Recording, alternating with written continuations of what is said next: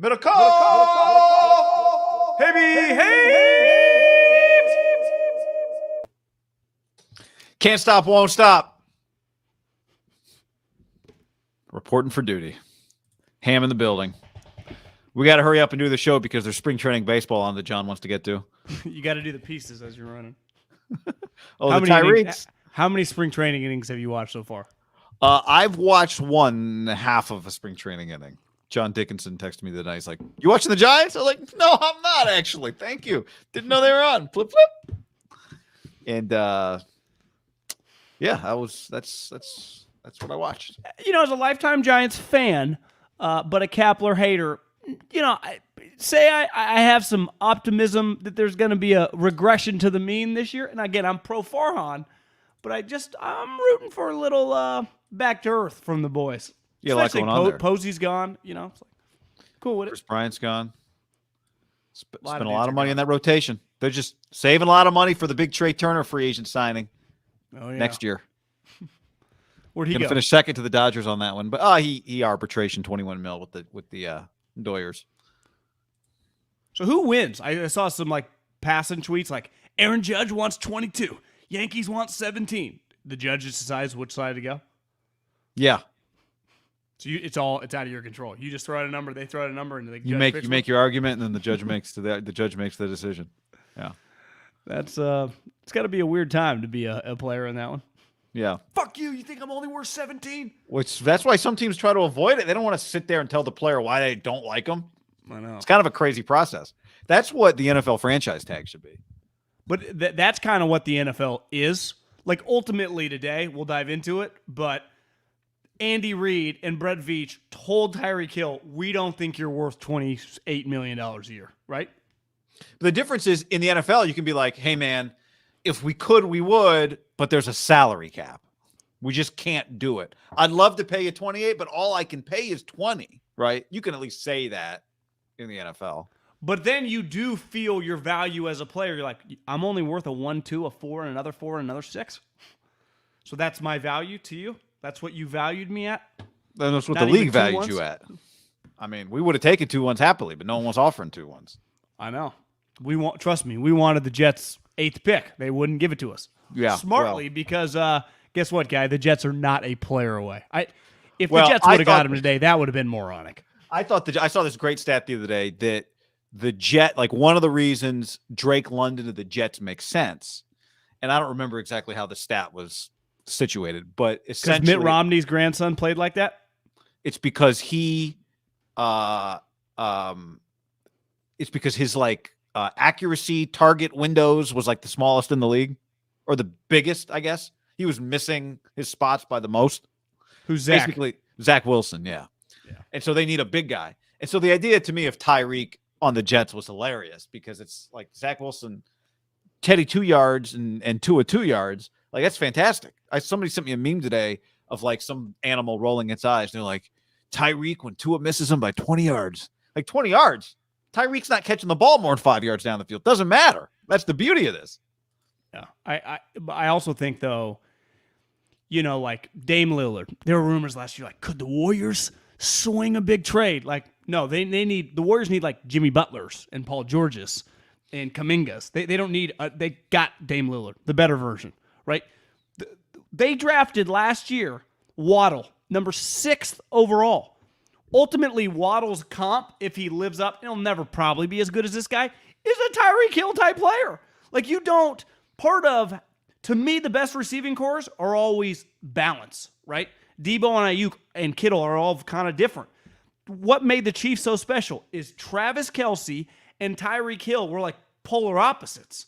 I know Kelsey's a tight end, but it's like you never want, you wouldn't want Deshaun Jackson in his prime and Tyreek Hill. You would want like a Keenan Allen to go with Tyreek Hill, right? So you would have every corridor of the blade of grass accounted for. Like, to me, I'm pro getting sweet players, but they basically just went redundancy here with the 2 guys. $72.2 million guaranteed. Tyreek got paid today. That's traded and paid at the same time. A 2022 first, a 2022 second, a 2022 fourth, a 2023 fourth, 2023 sixth. And he celebrated with the Rosenhouses just like he would, shirt off. Mike McDaniel very excited. Charvarius Ward tweets, NFL going berserk. Competition about to be crazy. Berserk, great word. Would he have said that if he wasn't a recently rich guy still on that team? No, if he were still on the Chiefs, he would not have tweeted that. Ted Wynn tweeted, forgot the Dolphins had Cedric Wilson. So they have Tyreek, Jalen Waddle, Cedric Wilson, Raheem Mostert. That's the fastest offense in the league. Pretty wild trade. I don't know if anyone was sitting around waiting for it. I mean, you knew Tyreek. Like Cedric Wilson, man. I know you like Cedric Wilson. So we were not, just like Devontae, I don't think anyone was sitting around going, well, Devontae about to get traded? Is Tyreek about to get traded? They did. And, I think when you look at Tyreek's contract, you understand it. But pretty crazy. Just a while. This is one after the other NFL crazy trades. I think there's one main difference between this and Devontae, too, is like ultimately Devontae was offered the contract by the Packers and said, I don't want to be here. The Chiefs were not going to offer that contract to Tyreek Hill, right? I think the moment they wanted to keep Tyreek Hill and then Devontae happens and they go, we're not paying that much money. It's a domino effect.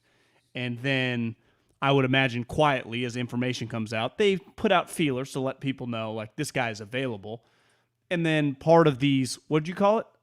A parade? What's a pay trade? Paid? He got paid today? Yeah, he got paid. When you're going to, if a guy's going to get paid, you do need to work with that guy, right? Right. Because you need them to be simultaneously doing the contract, which, as you saw in that picture, one, ripped guys. Why would you ever wear a shirt, especially when you live in warm weather climates? Honestly, if I see a ripped guy wearing a shirt, I'm like, he's got back knee? What is he doing that? Yeah. Does he not shave his back? Like, what do we got here? But ripped guys don't wear shirts for a reason because there's no need. And two, there's a happiness there of just the amount of money. Who's he on the phone with? I didn't Hunter Pence. Is that Mike Gesicki? Like, who is that? Whoever it is, it's because is that McDaniel? It's not McDaniel. Guys looks pretty happy. Maybe it's just the contract guy for the Dolphins that signed that deal. I mean, it's a shitload of money. It really is. Now, I will say this. I think everyone would agree. He is a remarkable fucking player. Like, I've been watching football professionally now for a while. Been watching it as a fan for almost 30 years. I'd put him a guy on just the short list of pro athletes in my life of consuming sports, right? There are certain list of guys over your life that you go like, do you remember Allen Iverson? You're like, fuck yeah, I remember Allen Iverson. Saw AI live at Arco. He dropped 50. Remember Tyreek Hill? Yeah. The 3 games I've seen him live, he scored a combined 6 touchdowns. Every time I've ever watched him on TV, he's liable to take any ball, a punt, a kick, a sweep, a bomb. Even my mom texted me today, guy. I posted it on Twitter. And it was simple, yet a very, very effective text that said, I think it was terrible to break up Tyreek and Mahomes. Such a great combo. And part of it in football, which is probably a little different than like in baseball, because baseball, you're by yourself as a pitcher or a position player. In basketball, duos, are a real thing, right? The Splash Bros, Shaq, Kobe, it happens all over basketball. That was a pure duo. And I think part of with Tyreek getting traded and Devontae getting traded, are those two of the best duos of the last 20 years? Like, it doesn't get any better. And you'd even say Tyreek and Patrick, a little more success when it mattered most the last 4 years, right? Multiple Super Bowl berths, won, been to 4 straight conference championships. It's not quite like Brady Gronk level, all the rings, but that's pretty. How many teams would go, hey, would you sign up for 4 straight conference championships, a Super Bowl, another Super Bowl berth, and just elite play for 4 years? Basically everybody. Yeah. The only thing is that it had to end for them. Before now, the one thing Tyreek and Devontae do share, it would have been their 3rd contract with said team. Right. Yeah. Which we can get into that with Deebo a little bit too. Like, what's his value? I just think. But don't you agree? Like the Chiefs couldn't do this if this was like Tyreek was 25. They'd be like, "What are you doing?" Like Well, the irony is they signed him at 25, right, for like $50 million. Same with the Packers, right? Don't you think the Packers and the Chiefs got their 2-star guys on relatively cheap deals? Yeah. I mean, this is where they're both a little different from Deebo, although not real. I mean, they both had Devontae was a second rounder who didn't hit his stride right away, and obviously Tyreek had an off the field issue that depressed his value, that affected his value, right? In the draft.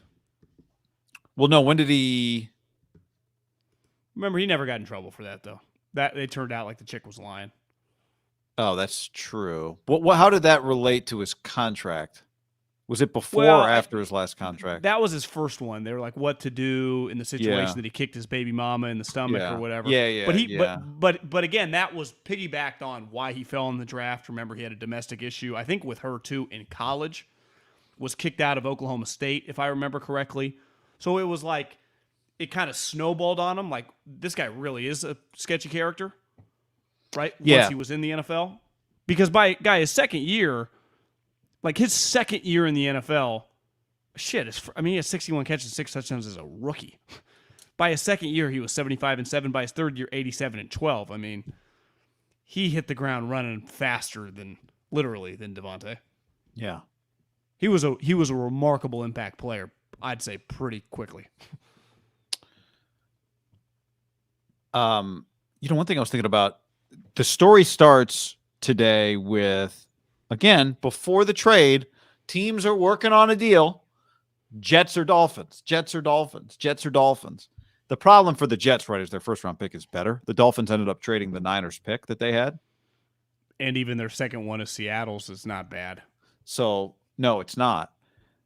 Robert Saleh, if he had waited a year, would he be the Dolphins coach? Like, he's like, I got a job.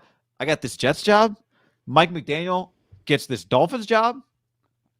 Just the timing of it, and maybe the Dolphins wanted Mike. It feels to me a little bit like the owner is going, he's got to prove to people he wants to win. Not that anybody really doubts that he wants to win. Saleh's like the guy that bought the new iPhone right before the next iPhone came out a week later, and he can't return it. But does anyone think like that, really? I mean, you're right. No, but I mean, it's just I would rather be the Dolphins coach than the Jets coach. That's what I'm saying. Do you think they would have hired a defensive guy? They might not have.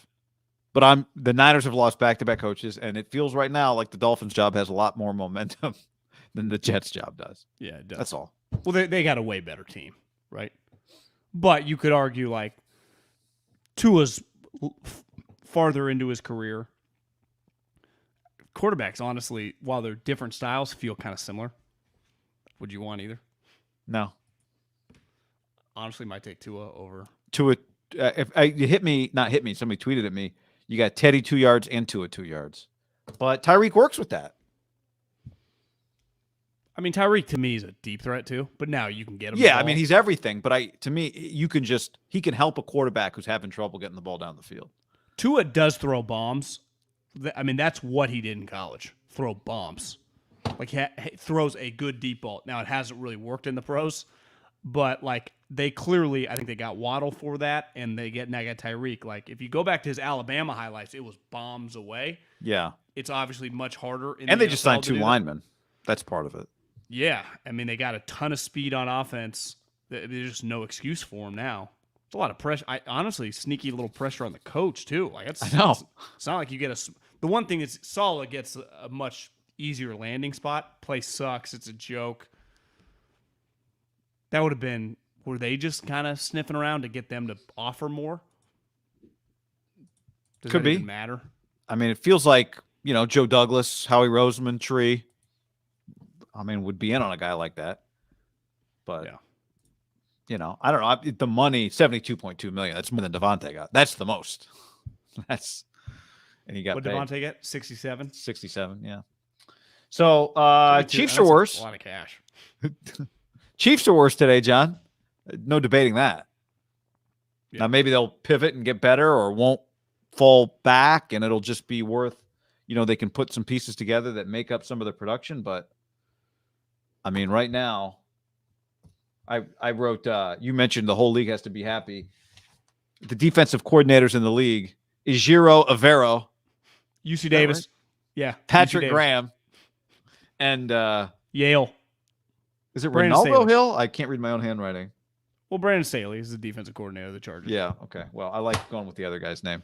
They woke up all happy today. Can you imagine if you were in the AFC West as a DB coach, as a DB, or as a defensive coordinator, how happy you are today to see this happen? Because I guess Patrick Graham and the Charger guys, the Raider guys are new. Denver guys are new. Staley saw it firsthand last year. He is just a complete ass kicker.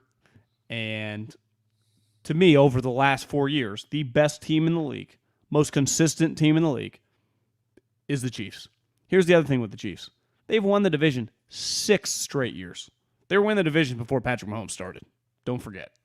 I know you don't, but they have dominated. And I've said over and over, I'm not going against them because of their coach, but a huge reason is because every time they stepped on the field, they had 3 guys that were better than everyone else.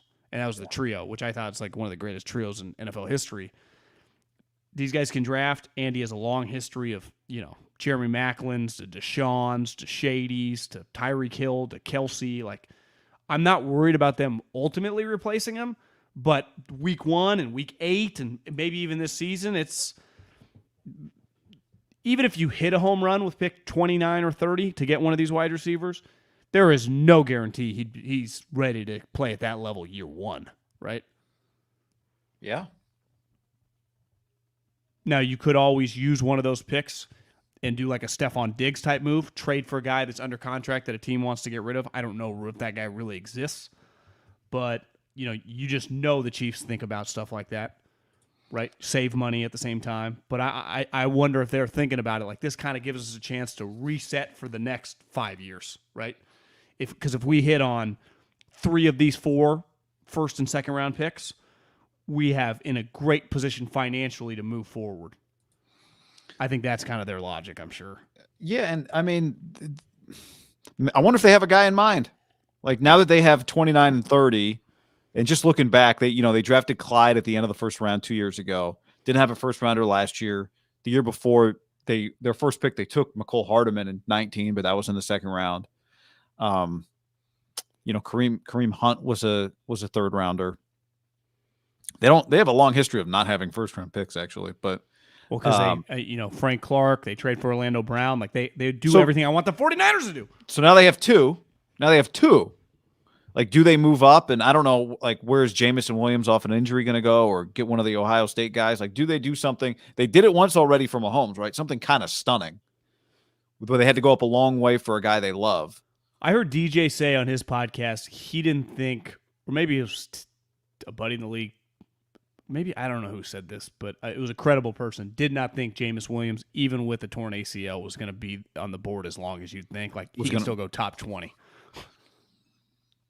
I wonder if they just love a guy and they think they can get him.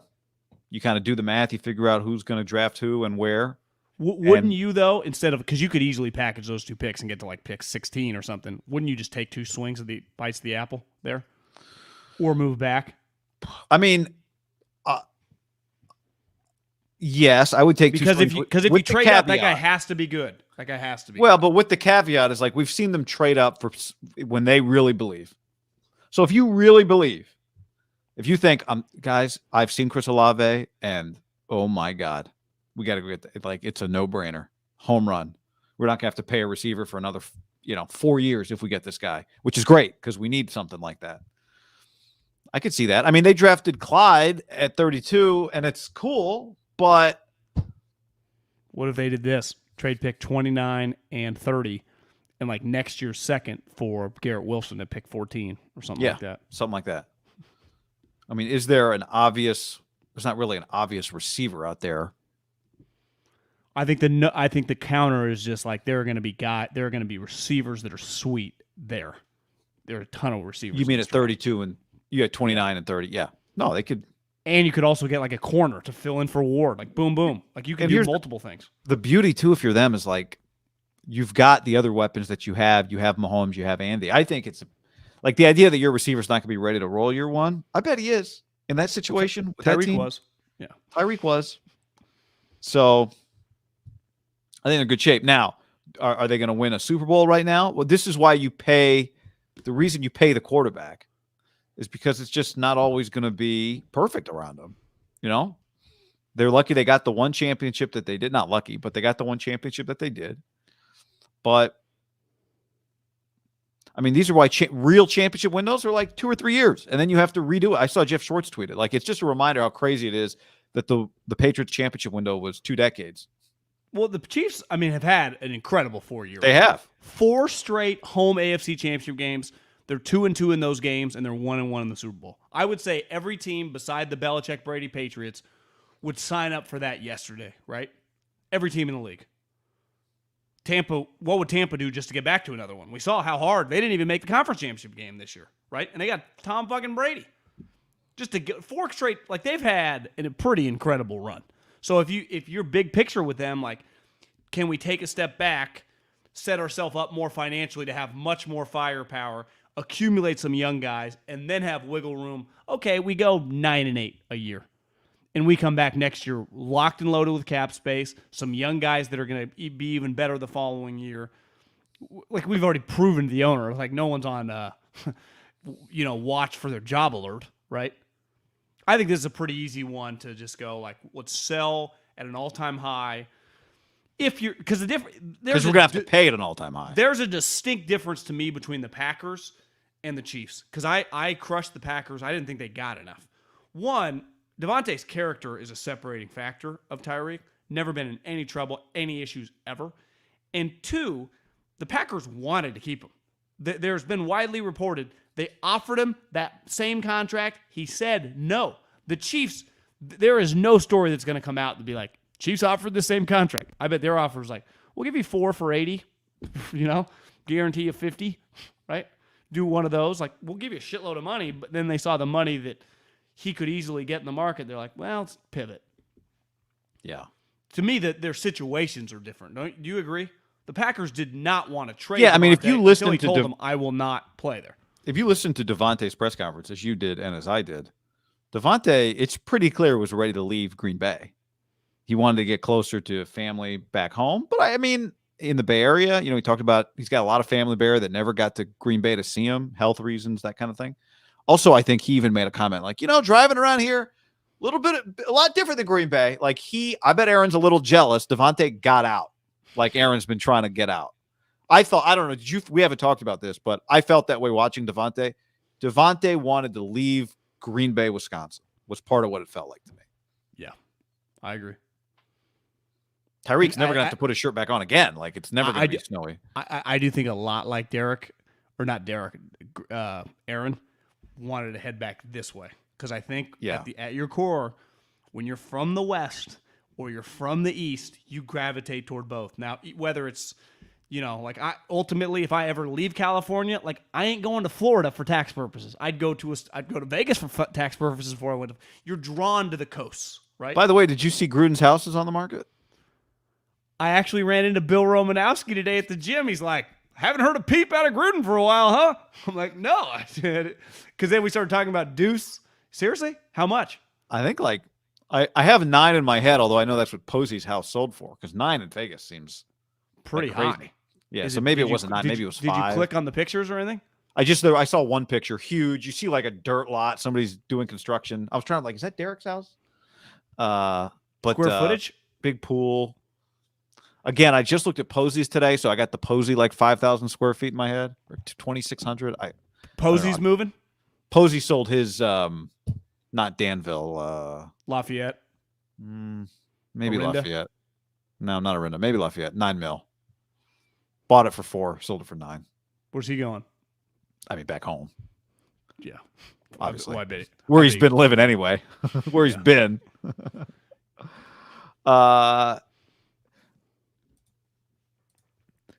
Zarpama. Hi, guys. Big fan from Mexico. We're waiting for John to come step on Aztecas field. It's not as bad as he thinks.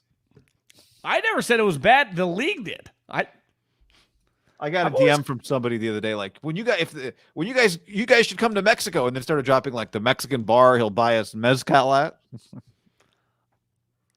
It's weird. I mean, you hear good things about Mexico City. I've only been to Mexico one time, Puerto Vallarta. The other time I drove by it was Juarez, which is probably not the best representation because everyone always says the Mexico City is a thriving, booming metropolis, one of the biggest cities in the world, crushing. You know, when I would drive to, you probably made. Did you ever make the trip to? Was it Las Cruces? Yeah. Where would I fly to El Paso and drive across the border? Must have been Las Cruces. Well, El Paso would be right where Juarez is, where UTEP is. And yeah. then Las Cruces is like 25 minutes away. Yeah, so I would fly to El Paso, drive to Las Cruces, and that highway goes right along the Juarez fence line. It's pretty chilling. And, there's barbed wire along top of the fence, all that kind of stuff. But I remember a basketball coach telling me, he's like, man, back in the day, we used to love going to El Paso or Las Cruces. We would just go across the border for the night. We used to just do that as the coaching staff. We'd go to Juarez for the night, go party, and then come back. It's like, I can't do that anymore. Like, yeah, that sucks, man. When I went scouting to UTEP, the AD or the assistant AD, some member of the athletic department who had been there for decades had similar stories. He's like, back in the 90s, this was a pretty fun place to come hang because you'd fire over there, no rules, strip clubs, the bars, you could be like 12 years old, anything went. He's like, then, the cartel, no one goes over there now. And he's like, the irony is all the cartel members live on this side because they like living in the nice neighborhoods. You don't want to shit where you eat, right? So it's like they're doing everything over there, but they're here, like they're members of the country club. You wouldn't even know. It's like it's fascinated by that whole little world, but you don't want to mess with the cartels. That's good intel. Anything else on the Chiefs there? It's going to be, I would say they're, for the Jets and the Giants have these two high picks, but ultimately they suck.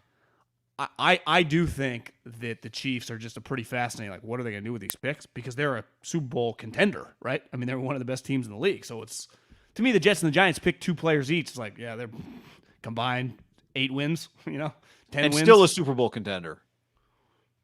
The Chiefs. Still a Super Bowl contender. Well, that's what I'm saying. Like, once it all plays out, we'll kind of get a feel like how there's going to be a lot of pressure on that player. I think some of it is that. Like, it's felt like the last couple of years since they won the Super Bowl that Mahomes could just kind of cruise control it, kind of criticism-free until the postseason. And I think that's changed now. Will a wake-up call to him, you think? Maybe it kind of lights a fire under him? Do you think he needs a fire lit? No, but just I think there's a nature of just, I would say, in any high-level industry, but specifically sports, once you start making a lot of money, just every once in a while, just make people uncomfortable a little bit. Well, you saw Matty Ice even said, like, this has kind of rejuvenated me going in and out. He's like, learning a new offense just kind of rejuvenates me a little bit. So, agreed. This is from Brandon on the stream. He says, conspiracy. Thank you, Brandon. Conspiracy. McDaniels had a private convo with Jimmy about lowering his value so he'd be released. McDaniels loads up Miami and signs Jimmy when released. So I actually think the more Miami does, the more Jimmy makes sense for them. The only question I have is, has Chris Greer basically said to Mike McDaniel, look, man, we got to give it a year with Tua. Then after that, we can pivot. But we can't go get Jimmy Garoppolo right now. I need you to put a year in with Tua just to see what we can do. But I do think Jimmy would make some sense for Miami because just distributing the talent, Garoppolo can do that, I would Your thoughts? agree. That would they trade Tua then? I mean, it's, I don't know if you keep Tua on your roster. I don't know what you do. Tua becomes kind of irrelevant if you're willing to acquire Jimmy Garoppolo. It's one thing to trade Josh Rosen so you can draft Kyler Murray. It's another thing to trade Tua to go get Jimmy. Well, so in this conspiracy theory and just the conspiracy theory in general, because I think there might be, I smell a little something what you're putting out there. What's the point of signing Teddy 2 yards? Yeah, I mean, it's, I don't know. It doesn't all fit together like some grandmaster plan. It's not playing chess exactly. In this theory, you're right. Signing Teddy 2 yards.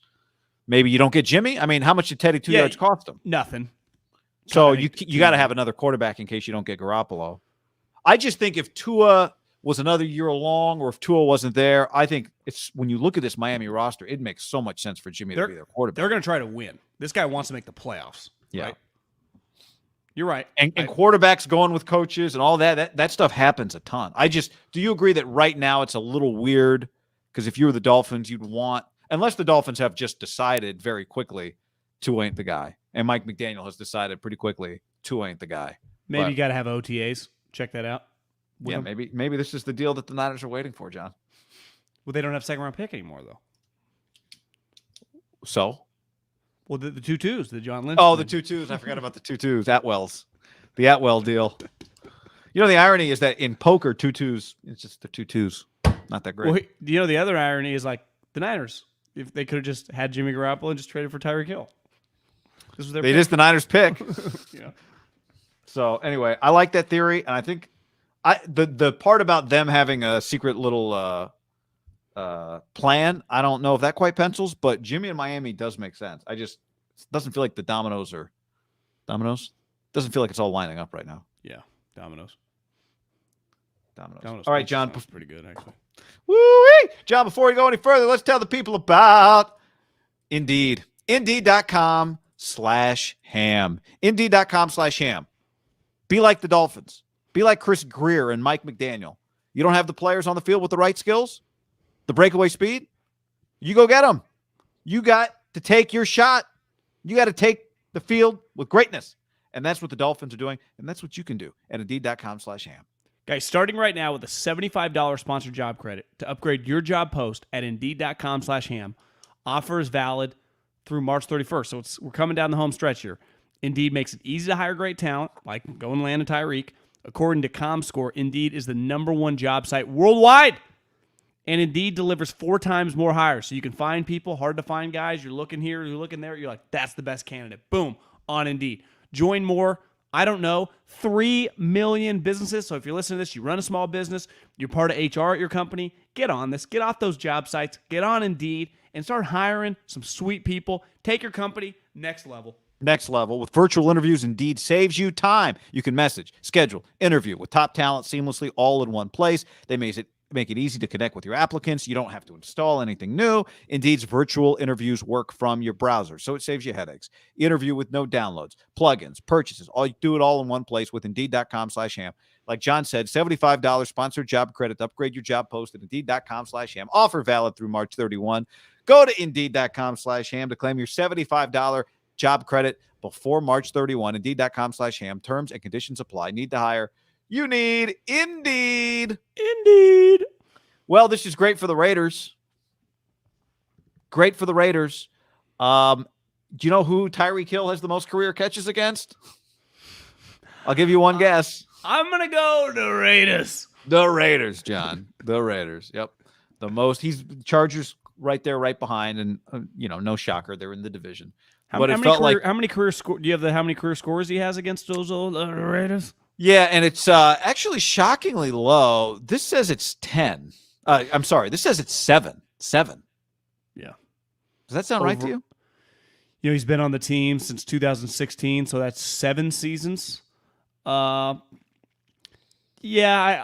he's fell out of bounds a couple times. It feels like. I mean, do you have his stat line over the games? Yes. But it's 1 second here.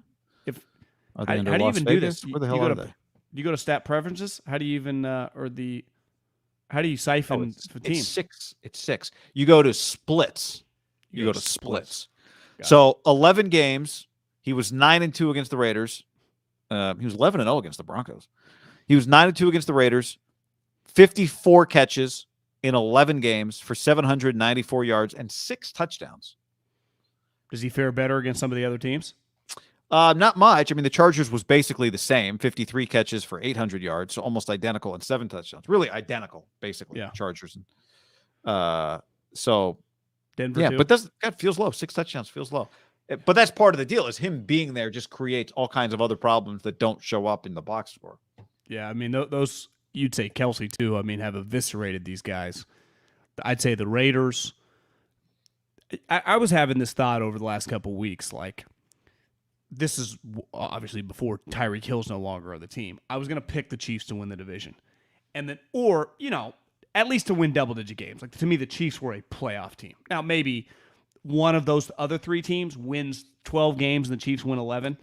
But there is going to be a team in the AFC West, the Raiders, Chargers, or the Broncos, And I'm talking to Bill Romanowski today in the gym, and he's just singing poetic how good Ziegler is and the Raiders, and I'm agreeing. And then I'm like, the O-line sucks.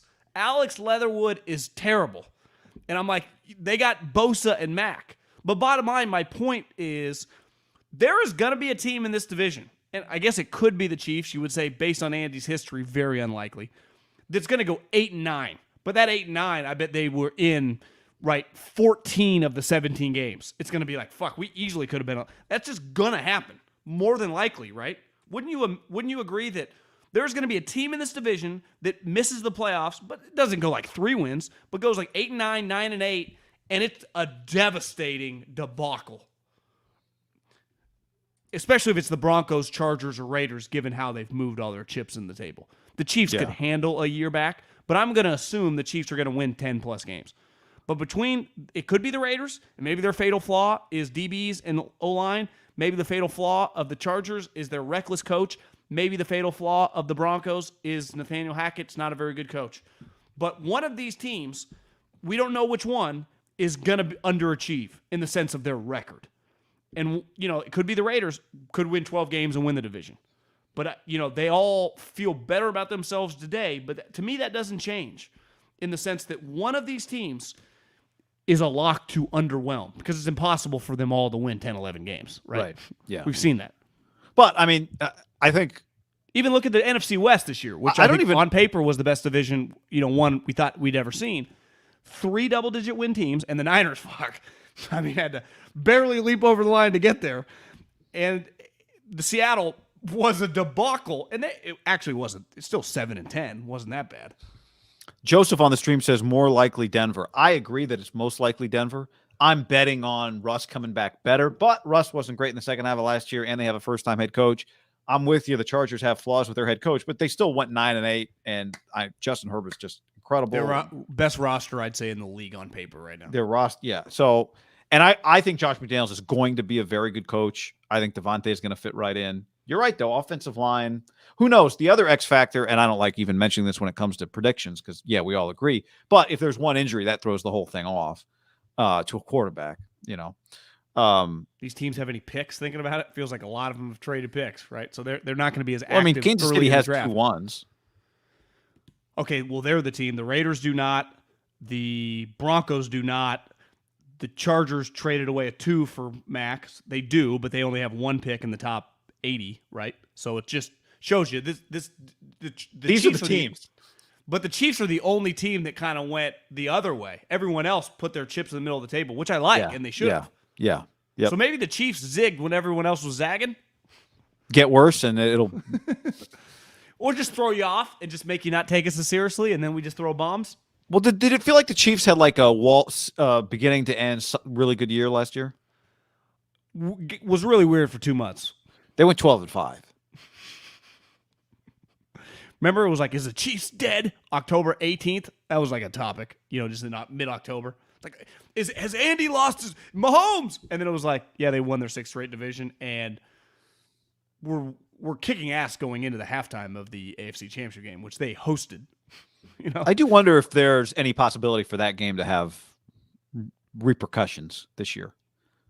In the same way, losing the Super Bowl with the handoff, with not handing it off to Marshawn, had repercussions for the Seahawks. Well, what's the easiest way to get away from repercussions is get some people out of there and just do some reset, get some new blood. The difference is the Seattle rolled it back for a couple years and it kept getting weird.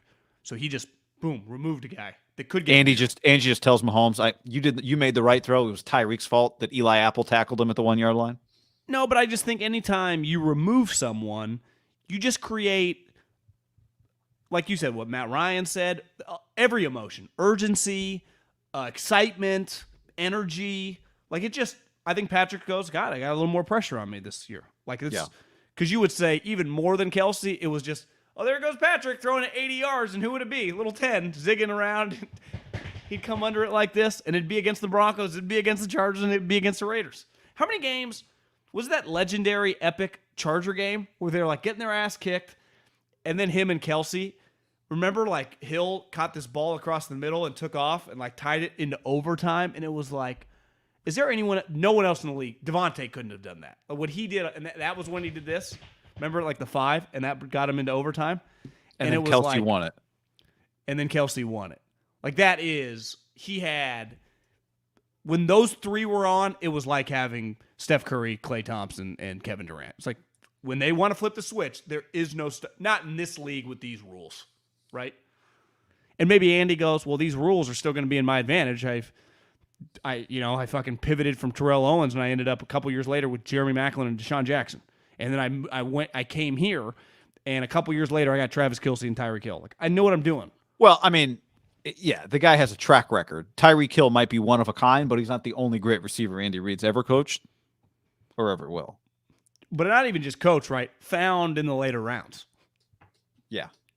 Maybe they got another one this year. Of all the guys I just listed, Maclin is the worst of the group, but he was the only first-round pick. Michael says, Josh Daniels' offense and Derek Carr's release, you don't need a great O-line. You don't need a great O-line. You need a good O-line, though. I think you, in general, run the football, keep defenses honest. Having a good offensive line, like, you don't need to have 5 Anthony Munozes, but you cannot have Alex Leatherwood, like, getting spun like a... How many like, slow motion clips on social media would be like, Alex Leatherwood is over there, and Derek's like getting destroyed by defensive linemen? Now, Josh McDaniels, they were asked about Leatherwood at the Combine, and the verbiage they used around him were like, oh, they hate this guy. Yeah. He was low on the old Patriot board, I'll bet. If I told you that Leatherwood was not on the Patriot board, would you believe that? Because they don't put everyone on the board. They have a smaller board that only guys that they would draft. So it's and he's a Saban guy, right? Bill. So they would know if they shouldn't have him on the board. Yeah. He did start for Saban for years. Are we sure he's starting for the Raiders this year? I would bet against it. Yeah, okay. We're on the same page. JB says Raiders have to draft O-line or linebacker. But but part of it, guy, is when you're trying to come in and win, it was easy for John Lynch and Kyle Shanahan to show up. Team sucked. It was like no one had any expectations. Remember that first year, like the pride and joy of the free agency class was Juszczyk, who was sweet, even sweeter than advertised, is still here. But the rest of them were just like random guys. They got to just blow it up.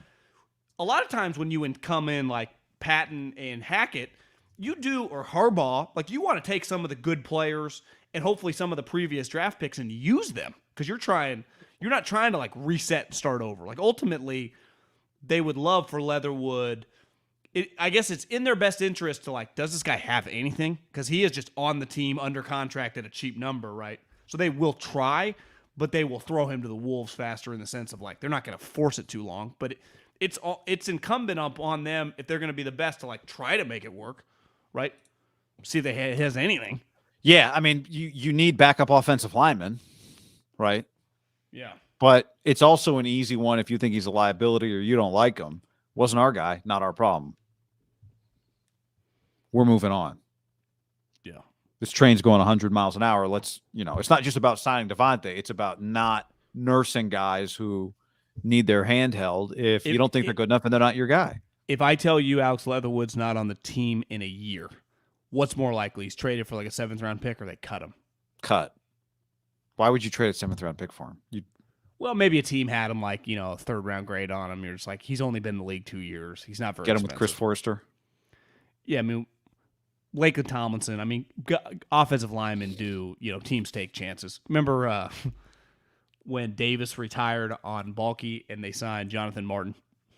I do remember that. So it's just when you have quote-unquote draft grades and size, like physically he does have size, teams, they might be able to get like a 7th.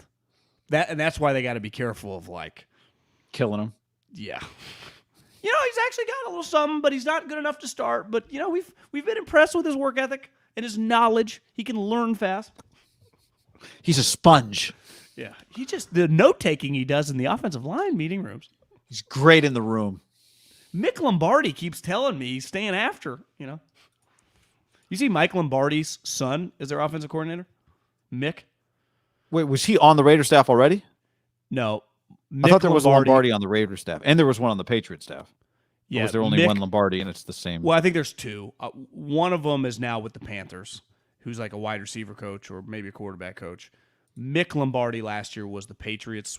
He's been a wide receiver coach and a quarterback coach.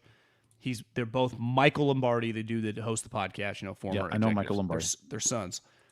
When Josh hired Mick from the Patriots, brought him with. That's where rumors are that like Bill might be the offensive coordinator. Because I think Josh brought like 3 or 4 people like, I'm out of here. Get me. We ain't winning championships anymore, and it's so miserable. Like, can I come to Vegas?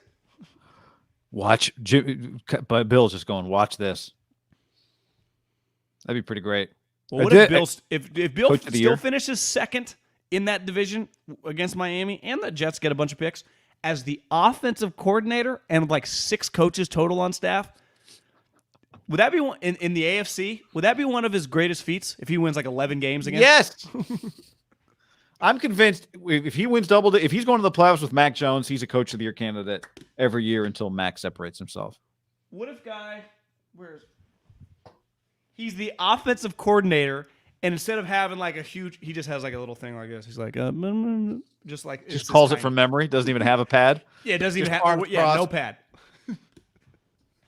I mean, that'd be badass. I think he's going to be the offensive. They do not have an offensive coordinator. Why wouldn't he be the offensive coordinator? I mean, at this point, I guess post-combine, post-draft, some guys get fired or something, but just Bill O'Brien. Is he waiting on Bill O'Brien? Did that trade not happen? I think it was one of those that like Nick didn't have another guy to replace him with. He felt good, and they're such good friends. Like, I just keep this guy here. Les says, LOL, Mac Jones was the top 10 graded QB by PFF. Yeah. Okay. If you watch that and think that, then Josh McDaniels is a great offensive coordinator. Yeah. All right, John, we revisit. $72.2 million guaranteed has Deebo Samuel like. The internet believes that this means that now Deebo Samuel is going to cash in. So what is Tyreek Hill's new contract, and I guess we could argue Devontae Adams' new contract, mean for Deebo Samuel? I think there are 2 ways to look at this. One, I don't think either player has that much in common with Deebo. Partly because football in contracts is all about comps. And those two, their comp is they have a combined decade worth of resume. Devontae's been doing it now 5 or 6 years. As we just said, Tyreek Hill did it immediately when he showed up. 5 straight Pro Bowls for Devontae. Both of them have basically been kicking the shit out of everyone since 2016. I'll give you the numbers. 5 straight Pro Bowls for Devontae. Back-to-back first-team All-Pros. For Devontae Adams. 3 All-Pro years for Tyreek, including his rookie year. And 6 Pro Bowls. So combined 11. And these are not, we can agree, these are real Pro Bowl selections. These aren't Mac Jones getting in the Pro Bowl. These are like, when you write, like, who's the wide receiver you want from the NFC? Like, first guy, Devontae Adams. Who's the wide receiver you want from the AFC? Tyreek Hill. Like, they're the first name that comes out of your mouth when you're setting up your team. Like, all pro teams, like those 2 guys. So, to me, there is no disputing what we witnessed with Deebo. He's a badass, and he's a legit core member of an elite team. No one argues that. And no one argues like what he means to the vibe of the team, how good of a guy he is. But 2 years ago, he showed up to camp out of shape. Like, that happened. Now, guy's mature. He showed up out of shape. He's had 1 breakout year. So to me, this notion that he's going to sniff around their money, I'm not saying him and his agent aren't thinking that, but the Niners kept Jimmy Garoppolo because they couldn't get the right pick. If you think they're offering Deebo Samuel this money, I'm talking to you, but I just mean in general, you're out of your mind. To me, the number, now the good part of your Deebo, the number has gone up. Whatever they were willing to pay you, that number just has to move up a little bit just because the market has dramatically changed. But I can't put him in their category because he doesn't have the same resume as them. Like, part of it is like betting on, I was listening, fantastic interview Russillo had on Gilbert Arenas. And Gilbert's funny as shit. Hibachi. And Gilbert was talking about when he left the Warriors after 2 years in the NBA. But by his second year, he's averaging 18. It was clear, like, this guy might be a shooting star.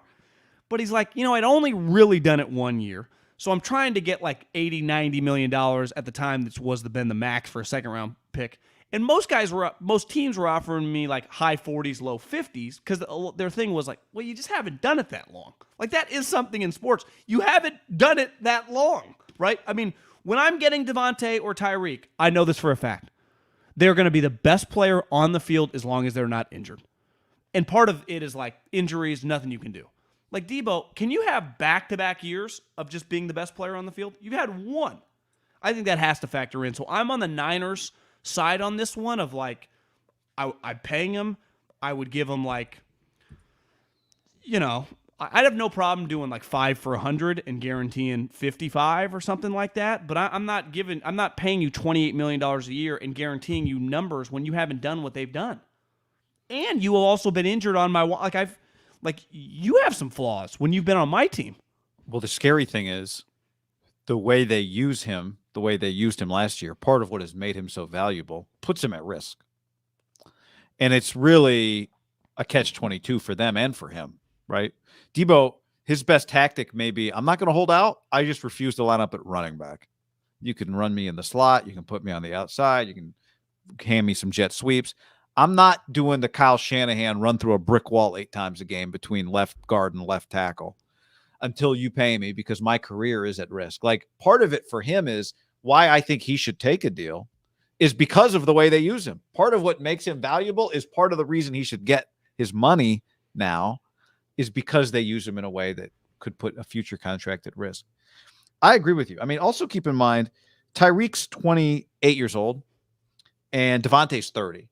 Now, Devontae, the way these contracts work sometimes is weird. If you're going to be a free agent, it's great to be a free agent at 25 because people they're like, look, as opposed to being a free agent at 30. Being a free agent at 25 is better than being a free agent at 30. You're more valuable. Unless you're Von Miller and you get $100 million. That's true. But you know what I'm saying, right? Yeah. But the resume, it's kind of like baseball where the guys with Chris Bryant gets paid kind of past his prime. Like it doesn't quite. But if Devontae and Tyreek Hill had been free agents, true free agents, both of them had hit the open market. Let's say they're all free agents at the same time. Aren't they both getting similar contracts that they just got? Yeah, probably. I mean, but wouldn't Deebo get, if all 3 of them are free agents right now, is Deebo going to be $15 million less than Devontae? Don't you think, though, like, again, all it takes is one team, the Jags. You could easily when I say overpay Deebo, I just mean pay him based on his 1 year. But don't you think his 1 year would impact based on those guys? Yeah, I mean, you'd feel more comfortable that those guys have done it multiple years. I mean, we just read off. Multiple. I mean, we're talking 10 combined. I mean, you talked 5 and 6 straight Pro Bowls combined. Like, Deebo's had 11. 11 Pro Bowls combined. Yeah, 11. Deebo's had 1. Joseph on the stream, Devontae's 29, turns 30 in December. Thank you.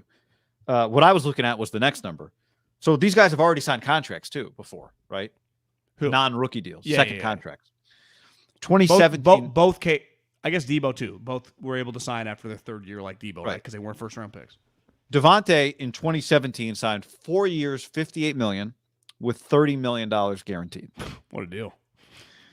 Saw every penny. Tyreek signed 3 years, $54 million with $35 million guaranteed.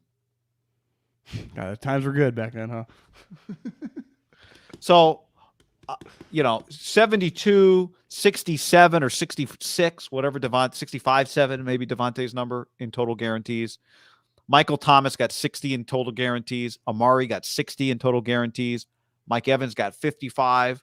Brandon Cooks got 50. Keenan Allen got 50. DeAndre Hopkins, 49. I'd have a hard time taking less than Brandon Cooks, I think, if I was Deebo. But, kind of the ballpark he's in then. Yeah, I think $51 million for Deebo Samuel is a guarantee that I would take if I were him, given the way I play. And I think signing the contract right now, well, if you just keep doing what you're doing, look, Tyreek, your first contract is going to be not quite double a guarantee of what Devontae and Tyreek's first contract was, but of a significant percentage bigger than their contracts. And look what just happened to them. They just got paid again. He'd get paid again in 3 years, 4 years. So Tyreek Hill had to be going in the last year of his deal, huh? Tyreek was coming in the last year of his contract. Yeah, and Devontae was a free agent. So, yeah, I mean, I don't know how Deebo, like, it's a pretty easy argument for the Niners, like, when he compares himself to Devontae and Tyreek, right? I think they bring up the other names. And then you just use inflation, more money, right? That's part of your argument, too. Because you can't start in their ballpark. He's not. He just hasn't done it long enough. If he had done what he just did, I would say for 2.5 seasons, like the way the Super Bowl season ended, and then as the second year, regardless of quarterbacks, put up stupid numbers, been a Pro Bowler, and then did this, I'd be like, he's got a lot more juice. It's a one-year wonder at the highest of high levels, at the Tyreek Devontae level. Yeah, it looked, I know what you're saying. It looked very real. Like what he did was not No one's disputing that, but it is just based on how long have you been doing shit. Yeah. Right? That matters. And again, like, Tyreek's had character stuff. Devontae was basically perfect. Deebo, good guy, but did come in out of shape, and that was just 2 years ago. And it led to injuries, right? So it's just handle success. Yeah. Now the problem is, it's pretty clear he's like a team leader with your best player, Trent Williams. Like he's not going anywhere. But I do think it's going to be a little more contentious than I would imagine. Like, to me, the Bosa one's pretty easy. Like, what was the last top pass rusher got? 105. We'll give you a 109. You know, give you more than your brother. Bang, bang, boom. Yeah, you're done. His number's so high. The Deebo one, like, I bet the Niners have some points. Like, we ain't budging on this. Big Dez on the stream said, don't look for Deebo to play running back as much as he did last year. Shanahan was looking for explosive run plays. Elijah was more of a rookie, more of a workhorse than explosive back. I think they're in a tough spot because he scored fucking the same. He scored, I don't know how many times, 8 times on the same exact play. It felt like just running the football. But I don't. This too. But it's all the running backs get hurt. Wouldn't you say one of the greatest plays? I'm biased. I was there. I think it was the best play of the year. But it worked because of the threat of Deebo when they did the double pass against the Rams. Juwan Jennings. How sweet was that? Did you leap out of your couch when that happened? I mean, that's. I probably might have been standing already. That's one of the great trick plays of all time. But it works because, like you said, we don't play running back. No, I mean, part of him playing running back is he's a sweet running back. You know, he can do it all. That's Tyreek lines up at running back too. But the difference with Tyreek is he's so fast that it's like, let him just go out there and go deep, right? Yeah. Deebo doesn't have that. Well, he hasn't yet. I mean, his offense didn't really allow for it. We haven't seen. But you would say I'm saying he can go deep, but he's never going to be like running go routes all game long. No. But I also think there's a part of his game that has maybe yet to be unlocked potentially. If Trey can get the ball down the field to him, I would imagine Deebo's contract drags a little longer than people expect. Could be wrong, but I would say that this could. Do you think he practices during OTAs, Deebo Samuel? Like really practices? No, I just mean is there doing whatever. Yeah, I think so. I mean, it's not like OTAs. Like you get free lunch and you get paid bonuses. Doesn't seem like it feels like Niner guys get signed. Something happened? Are you hearing that or is me? I didn't hear. Am I hearing something? Oh, it's a commercial in my ear. I thought it was coming from your. It sounded like it was your TV or something. It's like, Trent Williams like wasn't around last year. Remember, Trent Williams just wasn't around last year. They're like, no worries, stay away. He'd already been paid. I know, but they're just like, yeah, you just stay at home, bro. Yeah, I'd like to get my eyes on Deebo if I'm the Niners. Well, part of it is like, hey, Deebo, you want $55 million? We need you here throwing with this young quarterback that we just traded 17 picks for. Also, don't most Niner guys get paid after they show up? Or like they just show up and then there's a contract and there's never. But you would say philosophically, I think most high level teams, that's how they operate. Yeah. John, before we go any further, let's tell the people about our friends Butcher Box. ButcherBox.com/ham. Get your meat. Free GB for life. Yo meat.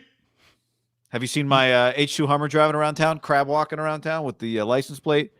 Free GB for LYFE. That's what you can get at butcherbox.com/ham. You just go to butcherbox.com/ham. You subscribe. You get boxes of meat, 9 to 11 pounds. You got kids.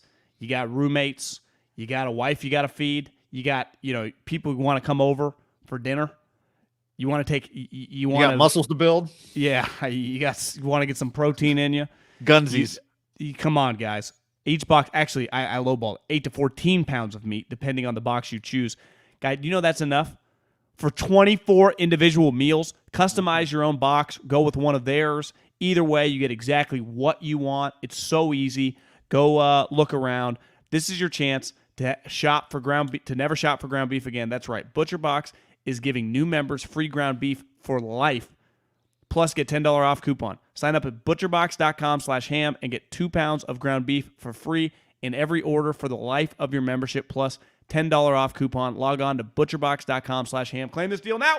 I got the ground beef in the fridge right now, defrosting, getting ready for some tacos tonight. Butcherbox.com/ham. 2 free pounds of ground beef in every order for the life of your membership. Butcherbox.com/ham. Get your grub on. All right. So one of the reasons the Dolphins added $72 million Tyreek Hill is that their quarterback is not Patrick Mahomes. Now, you would agree he's not Patrick Mahomes, the player, but what really matters is that he's not Patrick Mahomes, the cap hit. He is basically a rookie, actually, still, to a Tagovailoa in terms of cap hits. Whereas this year, Patrick Mahomes' cap hit is a pretty manageable $35 million. Next year, it jumps to $46 million, 44 after that, then 46, then 44, then 59.9, then 44, then 44, then 50, then 52. What year is this? 2038? 2031. I mean, some college football programs don't schedule games that far out, but Mahomes has got $52 million. Well, the PGA Tour just announced the 2051 U.S. Open, so you never know. People are thinking big picture now. That's true. That's true. It's different, right, with young quarterbacks. Tua Tagovailoa, John, cap hit, $8.25 million. Which still feels a little steep. Right. Trey's this year is 7.7. So it's just a natural progression as the years go. Having a rookie quarterback who is your starting quarterback, it's irrelevant whether he's good or bad. And they don't truly know. Now, obviously, it's relevant. You want him to be Herbert, right? You want him to be Lamar Jackson or Josh Allen. But to find that out, look at what they did with Josh Allen. By his third year, they traded their first-round pick for Diggs and then immediately extended him. Now, a lot of these teams made this move in the third year of the contract. I'd argue that's waiting too late. Your greatest, because once you go all in for a guy, as they did for Tua, as obviously the Niners did with Trey, as the Chiefs once upon a time did with Mahomes, as they did with Josh Allen, the clock starts. This is not, Matt Chapman. They're going to bring him up year forward, start that clock a little late. Like, that's not the way it works. My biggest beef right now with Jimmy Garoppolo, unless you tell me Jimmy Garoppolo is a starting quarterback, and even then it's like, well, what are we doing with Trey Lance? You wasted $27 million. And this notion, well, they wouldn't have signed anyone. Well, they're fucking wasting time then, because they're going to have a lot of cap space next year as well. The cap's going to naturally go up. They can get rid of guys. They can restructure guys. You have to take advantage while the iron is hot, because in a perfect world, this guy's going to be good enough to give him. You don't extend these quarterbacks with they didn't have to give him like one of those $180 million deals. They gave him a $80 million deal. The guy's either sucks and you're getting rid of him after 4 or 5 years, or you're giving him a boo-goo extension, right? There is no middle ground. Are we on the same Baker's page, a great example. Right. Yeah. Baker's Trubisky. a great example of we can't do this. Trubisky's another good one. Daniel Jones. It's just pretty clear. Well, I don't know. The Giants might extend Daniel Jones. Time's still going. Gettleman from the grave. I mean, he's still living, but I respect Miami for doing this. Part of it, and it's it could go wrong. You have to take a big swing because you have such an advantage with that 7, 8. Because I was like, God, 8 sounds a little rich for Tua, but relative to the starting quarterbacks, it's so cheap. It's so cheap. Hell, look at the 5th-year option, which is still relatively low, is $10 million more than Tua, right? So you still got 2 years of Tua at $8 and $9 million. And then if you pick up the 5th-year option and he plays on it, by then, in 2 years, what do you think that number is? 24, 25? Still relative to these guys making 50, you're like, still a lot of room to mess around with. And I just wonder if we look back, the Niners could have had a chance to just mess around a little bit more. And again, I'm not asking to sign everyone in free agency or to go Trent Baalke, but there were 2 or 3 impact guys that you could have just given Chandler Jones a 2-year, $32 million deal. Yeah. Right. I mean, $16 million. 7.7 this year, 9.3, and then 10.8. Those are the next 3 cap hits, including this year for Trey, and then the 5th-year option, whatever that number will be. Like you said, 25 million or something. But you hope you're picking it up, and I mean, it's a disaster if you're not, or you're paying them, you're extending them beyond that, right? And that's what you would do, because if you know by the 5th year, part of the cap going up is like, well, yeah, we can pay Deebo. Deebo is going to be, in theory, if you pay him this year, one of your big money additions, right? But he's already on the team. No, I understand, but I'm just saying that's $50 million guaranteed. Let's just put that aside for Deebo. And how much for Bosa? 110. Yeah.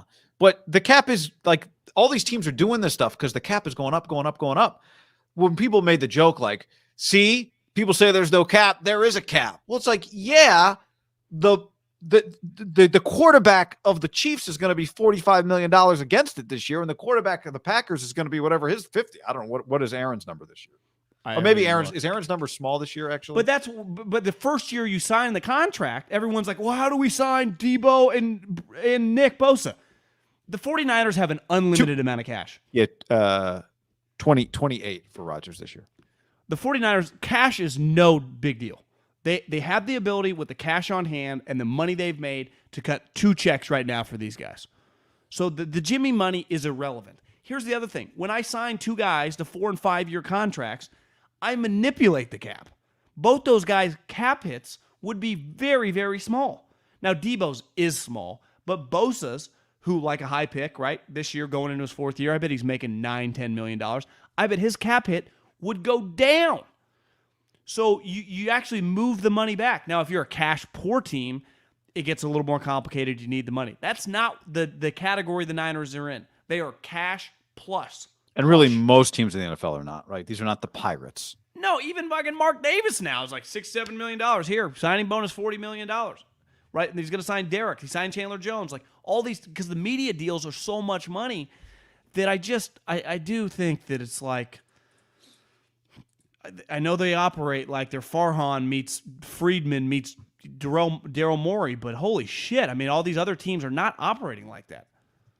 And the Chiefs have gone all in the last couple of years, and they've benefited from it.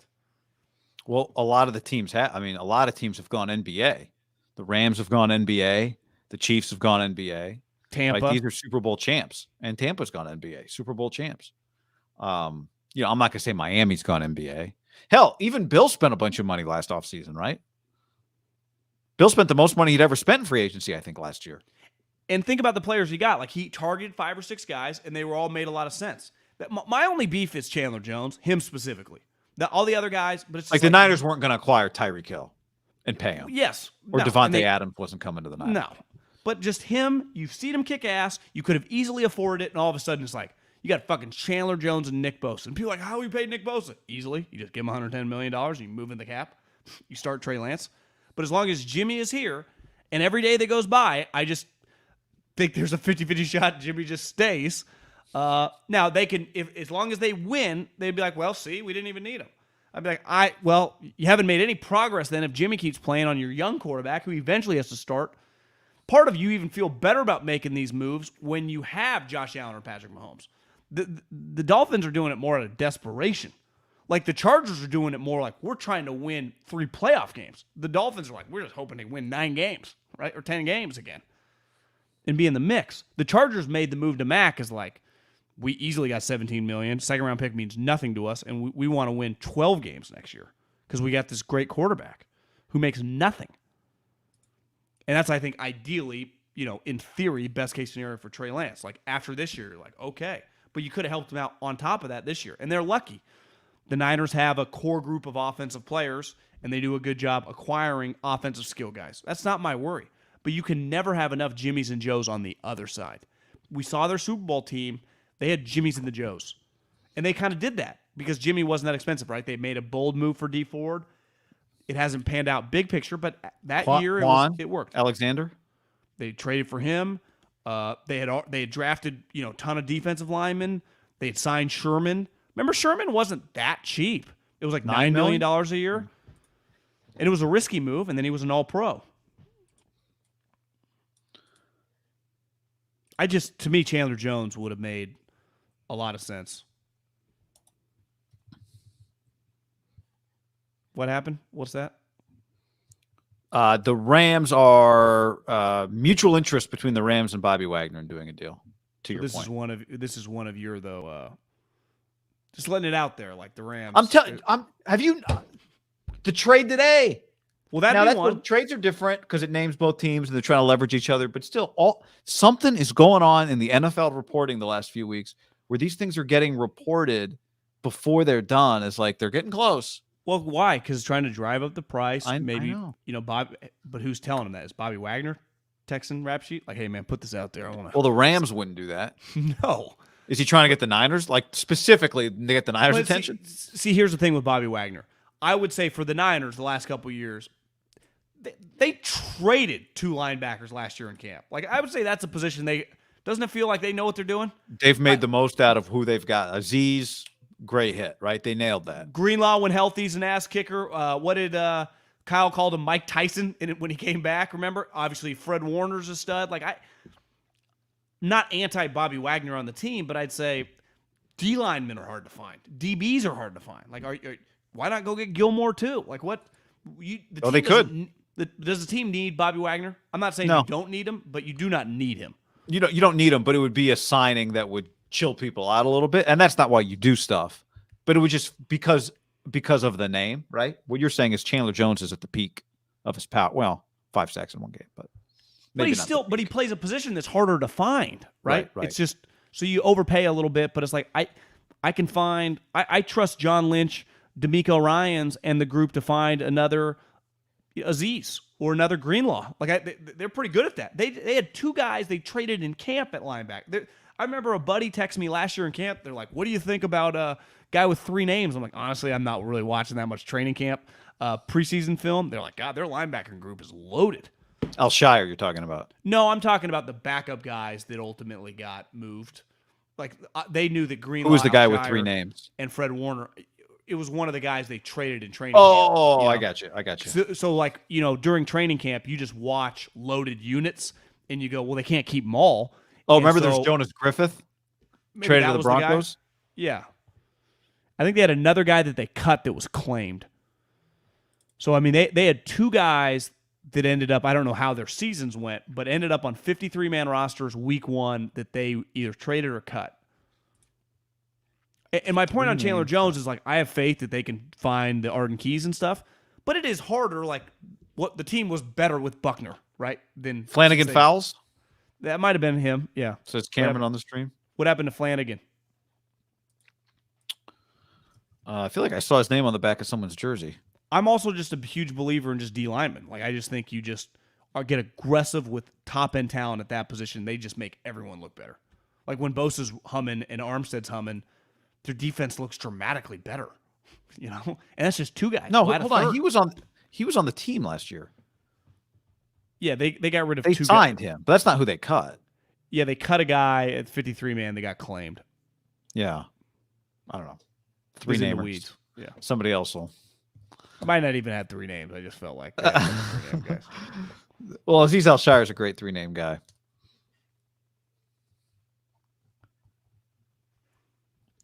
I mean, there's still a few guys out there. Like Stephon Gilmore's still out there. Well, but here's the thing with guys like Stephon Gilmore and Bobby Wagner.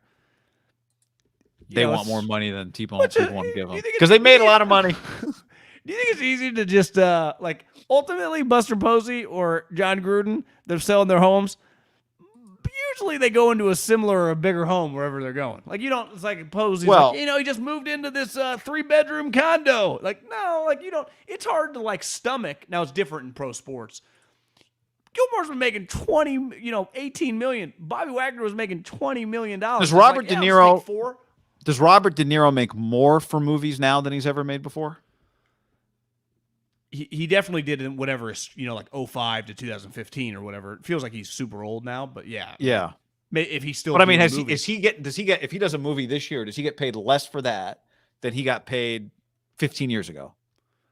Probably not. Or it's just the money, there's just so much more money. You gotta. Well, what did they give those 3 guys, Pacino, Pesci, and De Niro, to do that one movie? Didn't they give? I don't know. Like if they paid him by the hour, it was a lot. Because holy smokes.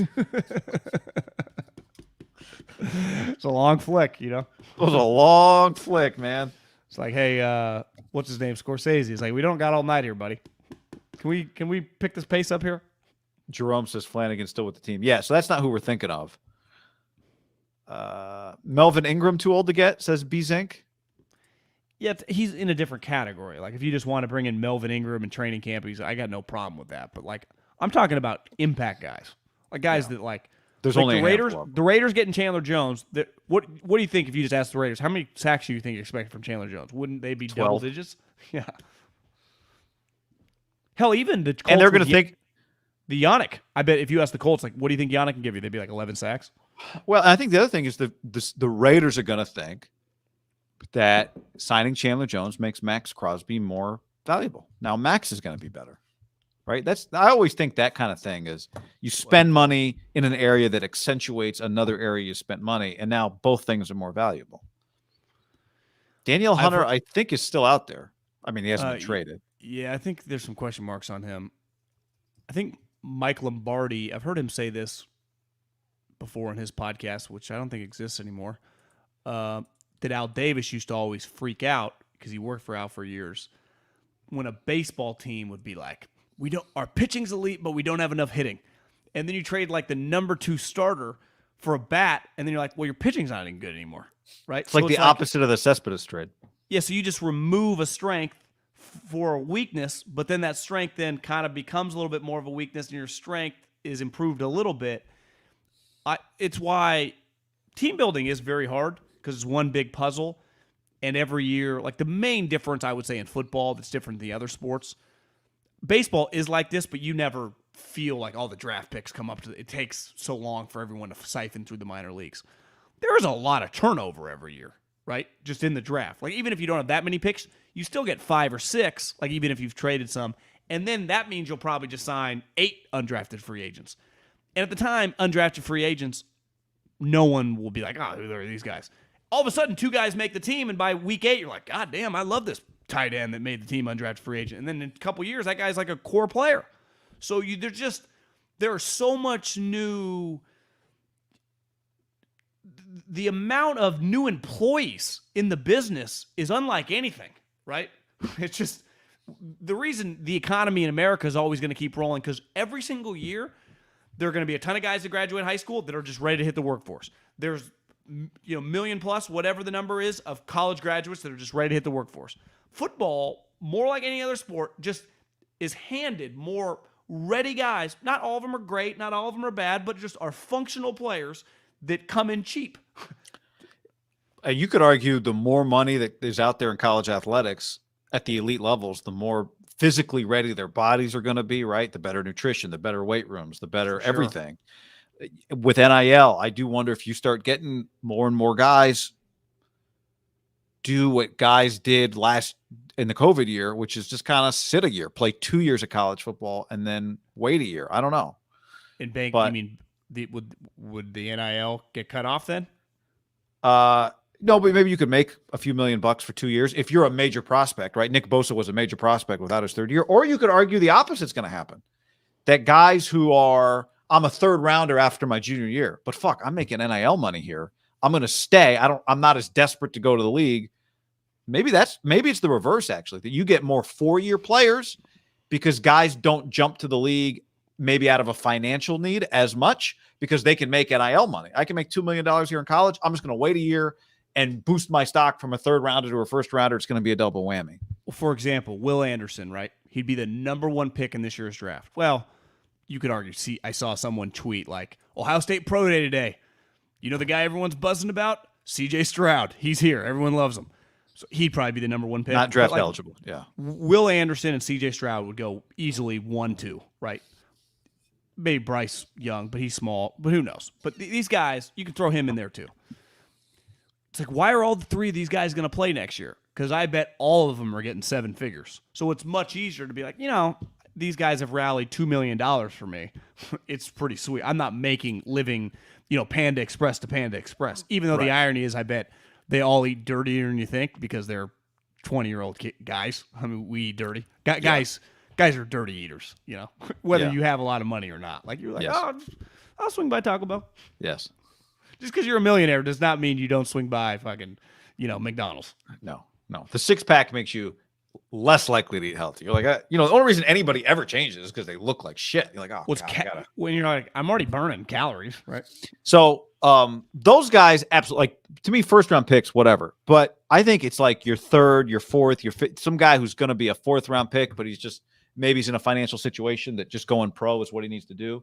And now NIL hits, and he can make good money in college.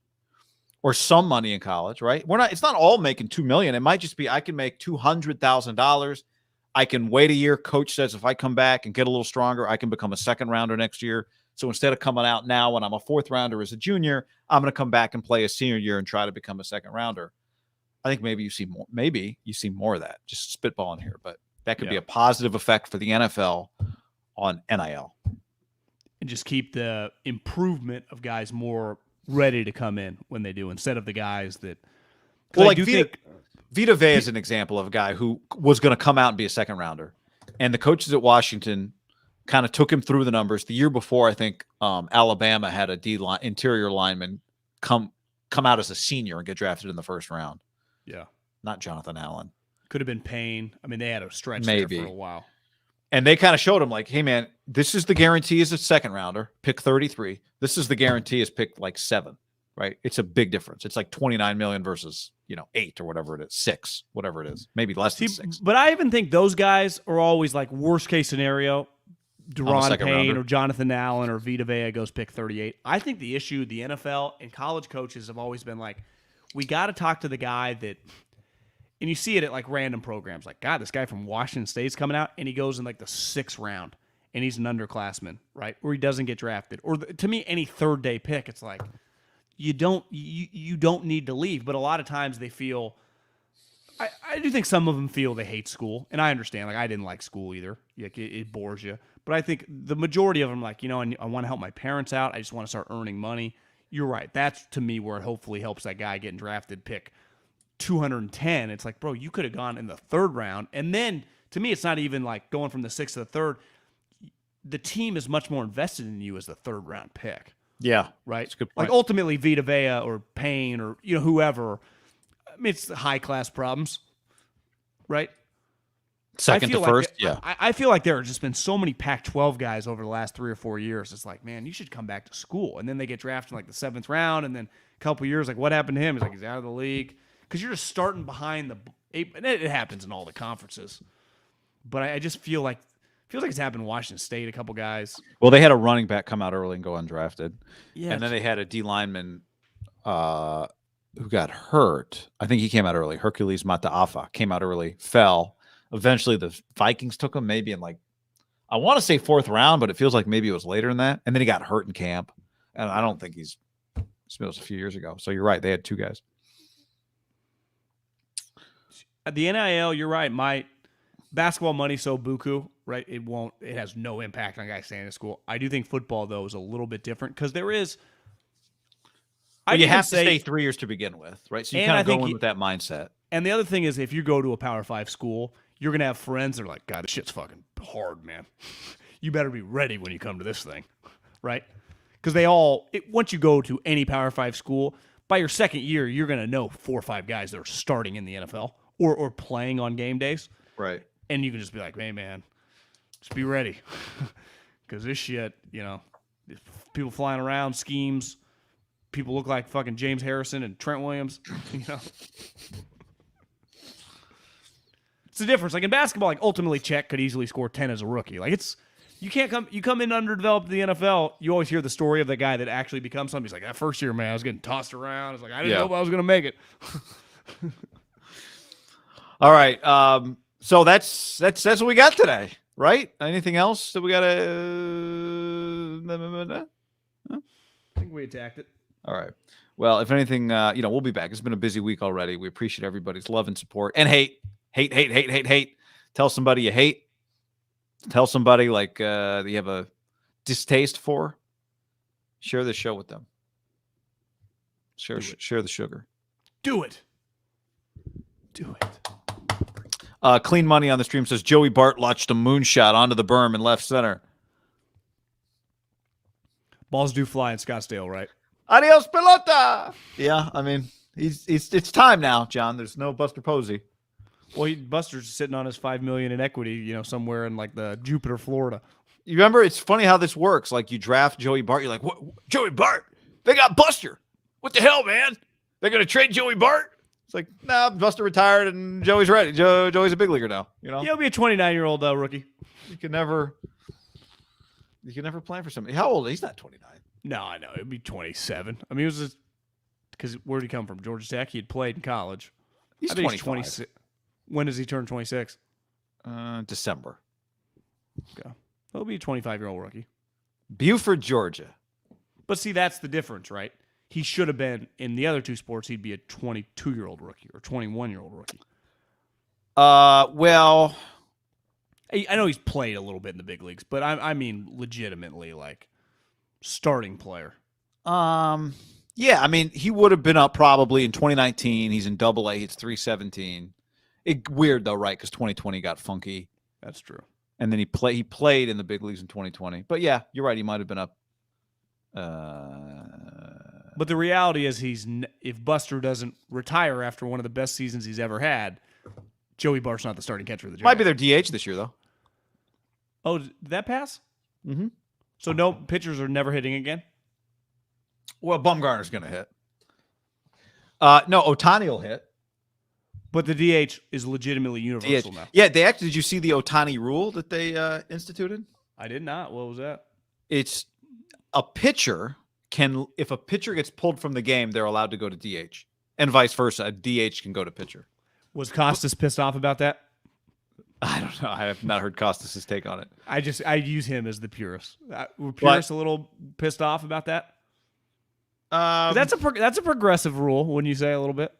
Well, I'd say it's only for Ohtani. Like, who else is even doing that? Bumgarner, maybe, but he's really not as good of a hitter as people. No, I mean, but you could maybe I don't even know what you end up in some weird spot. So it's one of those like if he is not feeling it that day and he gives up 5-6 runs in the first couple innings and they yank him, it's like fuck, just move him to DH. Which kind of, if you're him, it's like, all right, that's cool. But at the same time, it's like, fuck, man. Usually I just hit the showers and be at dinner by the time they're in the 7th inning, But then you don't get, but it feels like he was kind of unique. He couldn't just take off because he's also a position player. But I guess you're out of the game. You're out of the game. It's not even take off. You just kind of hit the showers, kind of take the night. So in the rule, obviously no one in the AL ever did that, right? This guy never existed. He couldn't come back into the game as a hitter based on the previous rules. Not that it even mattered because no one used that. Well, right? You could double switch. You could move him from, pitching to first base. You could do that. Could you move him pitching to DH? You could. I think you could do that. Let me think for a second. But then you would lose. Then the DH is scrapped for the game. Yeah, the DH. Well, but not if he's the DH. How would that move work? I'm saying if he's the pitcher, you move him to DH. The DH is out for the game, and then you insert a new pitcher. Can you do that? Well, it sounds like that should make sense, but that's what we're talking about here. Unless, I guess, maybe what this rule is you could take him out and then put him back in later, as whenever opposed to you just want. making him the DH. But he has you could to take be the DH. Like if you had a DH and you took him, you must not have been able to put him at DH because if you took him and put him in right field, you would just lose the DH. Is how that would work. DeGrom hits. Turns out the Scherzer trade was actually what we got. I don't know. You guys do financially pretty well. I do financially pretty well. Dude, the houses in the Jupiter that are members of Jack's club are completely different level. Oh, right before that, he said, my boss has a house in Jupiter, basically on Jack's course. Yeah. It's probably Jack's course. Not everyone that lives in Jupiter is like Tiger or Michael Jordan, right? I mean, I would imagine it's a community like it's higher end, but that's a great name for a community. Jupiter. Well, the Bear Club, too, is a great name for a golf course. The Grove. I somehow I follow this college guy. I don't know if he goes to Florida and he plays like baseball. Maybe he plays golf. He came into my Insta story and he just tagged it with the Grove 23 and he was clearly on the course. And it was good like, name. This is fucking sweet. That's sweet. All right. Is that what we got today? Tyreek? Yeah. That's all we got. All right.